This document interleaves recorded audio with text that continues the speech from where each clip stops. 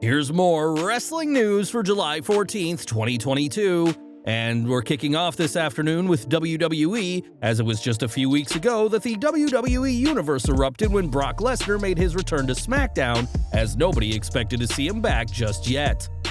Lesnar emerged as the challenger for undisputed WWE Universal Champion Roman Reigns months after the two faced off to unify the two world titles at WrestleMania.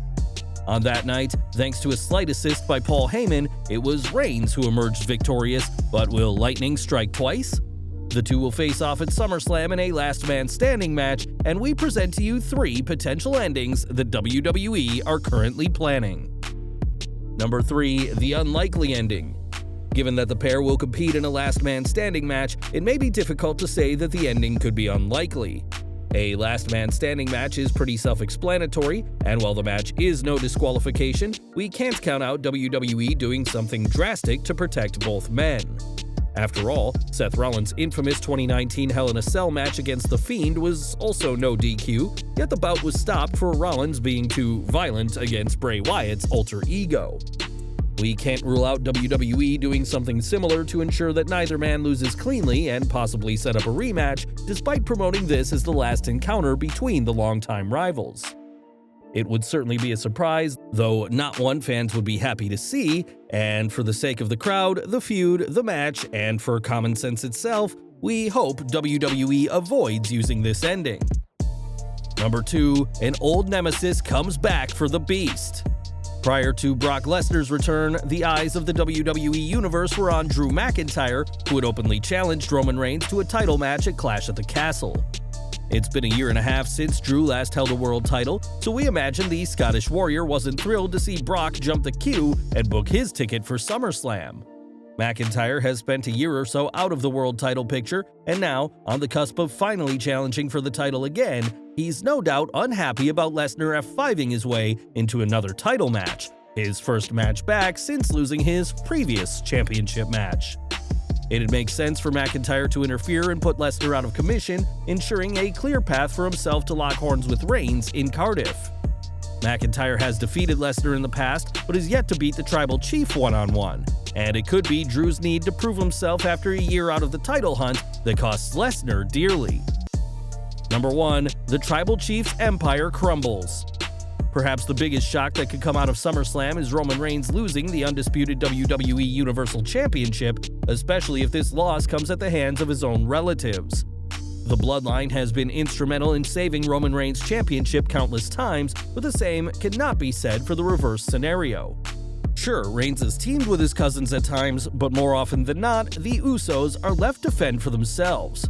Jimmy and Jay recently came extremely close to losing their undisputed tag titles to the Street Profits, and it was a referee botch, not Roman Reigns, that saved their skin.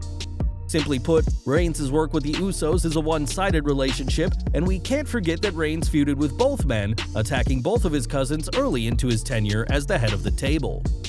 It's possible that SummerSlam 2022 will mark the end of the Bloodline, with the Usos refusing to help their leader against Lesnar, a betrayal that would only be made sweeter if they superkicked Reigns in the face for good measure. While the Bloodline has been a great team, we can't count out external factors bringing the group to an end. With Jimmy Uso's wife Naomi still serving a suspension, we can't rule out WWE ending the group to put less focus on the Usos as a message to the former WWE Women's Tag Team Champions. From there, the Bloodline could feud amongst themselves, with a handicap match at the following big event, one that Reigns would win, ending the Usos' time in the main event. Removing the Usos from TV would be harsh from WWE, but with how they've treated Naomi and the clear bad blood still there, we can't say we'd be surprised. Whatever happens, SummerSlam 2022 will be a night to remember, and WWE has some big decisions to make in what could very well be the last match in a 7-year rivalry between Brock Lesnar and Roman Reigns. Over to AEW now, as before last night's Dynamite, the company filmed their Dark Elevation tapings, with a special name making the card. For the taping, former Ring of Honor Pure Champion John Walters made his debut for AEW, but came up short against Tony Nese. Despite suffering a loss, Walters was said to have been very impressive, so it may just be a matter of time before Tony Khan offers a contract to the ROH alum. Early on into the recent Blood and Guts match, Santana suffered an injury that kept him out for most of the bout. Around the same time, it was reported that he had been having issues with his tag partner Ortiz, and we now have an update from one of their former partners in Impact Wrestling. Speaking on his Keep It at 100 podcast, Konnan spoke about the two men he has worked with in the past and confirmed that Santana and Ortiz are not on good terms right now.